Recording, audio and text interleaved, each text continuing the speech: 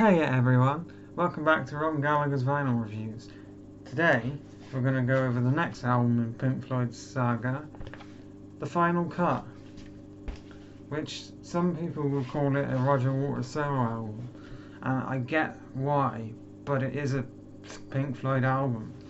Now it was going to be, to be honest, I think the story goes, after The Wall came out, the band was so dysfunctional that it was falling apart by this point. There was infighting and arguments. Richard Wright was gone, he'd left, and fucking Rogger Waters, that's his name, wanted this to be a solo album, but he didn't have the sort of credibility or something with the record label, or I don't understand it, and it had to have the Pink Floyd name, which does make it a Pink Floyd album, so I can talk about it. But to be honest, I think it's one of the best Pink Floyd albums. I know, I honestly do. I love the sonic instrumentation and the sort of, it's not as brash and as heavy as The Wall. It's a lot more softer in tone and a lot more, well, I was going to say calmer in a way. And it is, a lot of these songs were written and recorded to be on The Wall and The Wall movie, but because of the time limitations, they were cut out, hence The Final Cut. That's, and a lot of it is about, so I'm probably gonna butcher this story, and I apologise in advance. Rogger Waters' dad is called, I think Rogger Waters' dad's surname is Fletcher, and he died later in World War II, and because of that, he, that obviously inspired Rogger from a young age to write music, and a lot of the songs on this album were written because he'd lost his dad, and they are really heartfelt songs, to be honest with you. So the label's nice, has a very nice sort of deserty label on that side. Deserty label, that's not desert, well, wheat field, sorry, and then the poppies on the other side. I realised that trying to get trying to get the records out every time, it makes the videos so much longer, so I'm not going to be doing that unless there's something special about the record. So, I mean, the album, it starts with The Post-War Dream, which is a really great opening track to an album, and the lyrics are begging Margaret Thatcher, who was in charge at the time, what happened to no more war after World War II? What happened to peace in our time? Oh Maggie, what have we done? What happened to the post-war dream? Your Impossible Past is the second track, which is a really beautiful song. I love the idea about things from your past, they come back to haunt you. Do you remember me? The lyrics, they go, do you remember me, how we used to be? Do you think we should be closer? Just, Rogger Waters is an amazing songwriter. And so then we've got One of the Few, which I really love, because the lyrics, when you're one of the few to land on your feet, what do you do to make ends meet? Do you teach? Make 'em mad, make 'em sad, make 'em add 2 and 2. So this idea of, you were one of the ones that survived and you've come back from the war, and now what do? You've been trained, you've lived your life, fighting a war, and you've just come back to England. What are you supposed to do now? And I believe, I don't want to, this is not 100%, but I think, it could be referencing some of the PTSD that the soldiers who fought in World War II and World War One. This is more World War II based, but it's the same shell shock, as they call it, and the horrors of war that this album's referencing. And When the Tigers Broke Free, which is in the film, the Wall film, and is amazing, I like the lyrics are amazing about, I don't know, they probably are Shermans, or some British Churchill tanks. I know my tanks. And, you know, they want to stay back because there's a tiger out there. They know there's a tiger tank, but the forward commander said they had to hold the bridge end. And then obviously the tigers broke through, the tiger tanks, killing everyone. That's how. And it ends.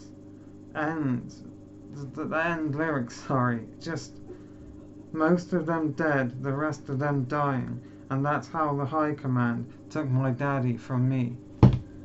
Just such beautiful lyrics, really good.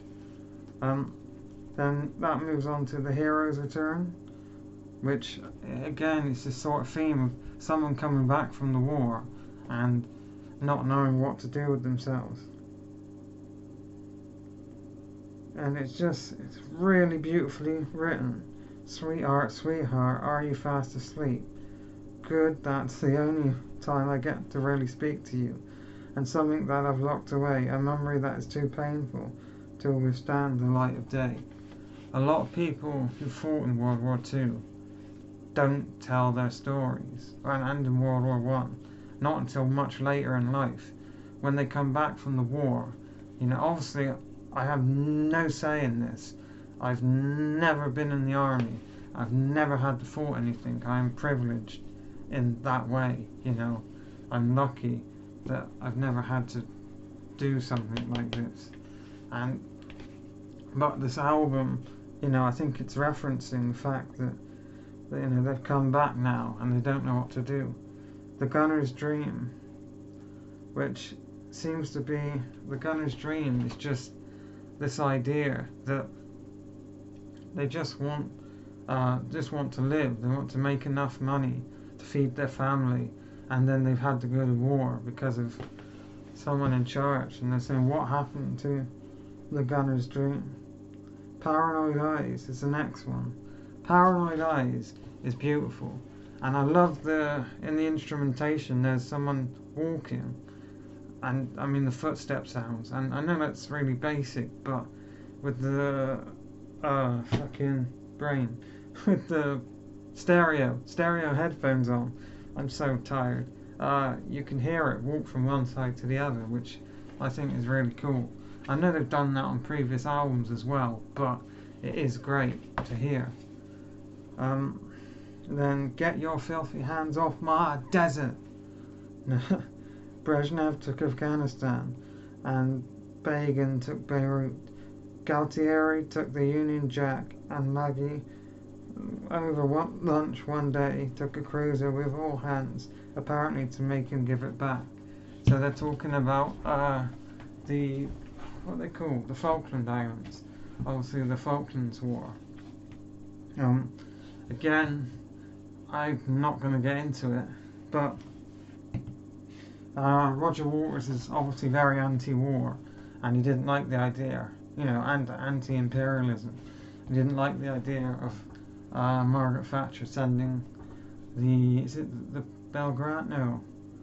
The Belgrano's the Argentine. I don't know. I won't go into it. The Fletcher Memorial Home, one of the most beautiful Pink Floyd songs. Obviously, Fletcher being his dad, and it's all about build them their own house, the Fletcher Memorial Home, for incurable tyrants and kings. It's the only connection they feel. Ladies and gentlemen, please welcome Reagan and Haig, Mr. Begin and friend, Miss Thatcher and Paisley, Mr. Brezhnev and party.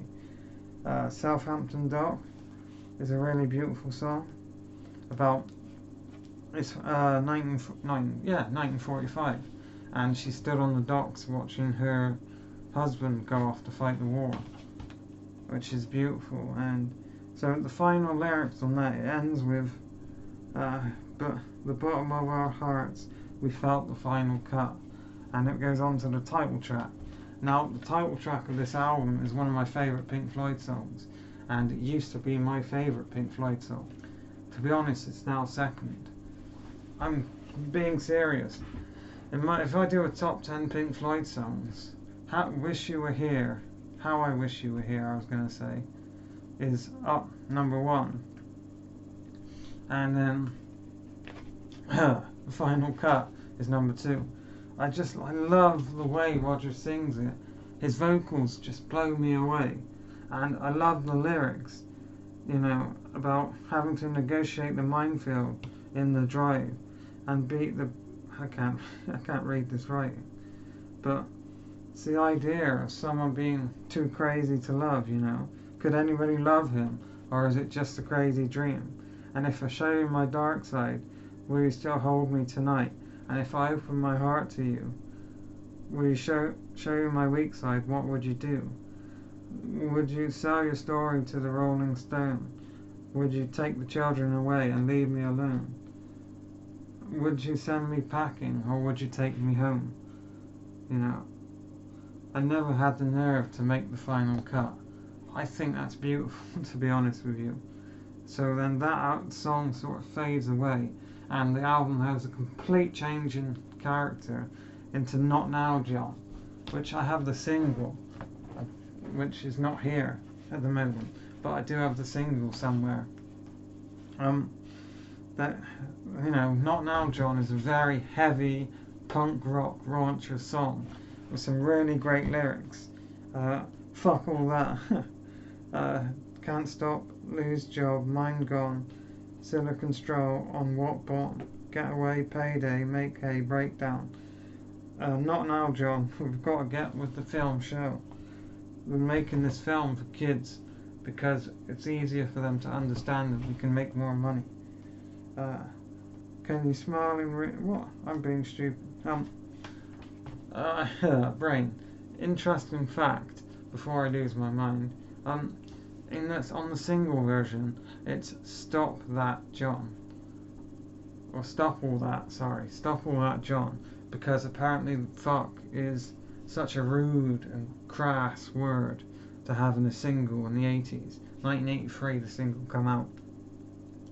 Can't say fuck. Oh no. And then that sort of calms down into the last song, closing track 2, Sands in the Sunset. I love Rogers, when Roger picks up into the high notes of this cut. It's absolutely beautiful. The whole idea of like the moment when the brakes lock and you slide towards a big truck, you have stretched and frozen moments with your fear, and you'll never hear their voices and you'll never hear their faces. You have no recourse to the law anymore. Again, just amazing. To be honest, this album is a 9 out of 10. Easily 9 out of 10. I know a lot of people would disagree with me, but that's for them to decide. Thanks for watching, and I will see you on the B-side.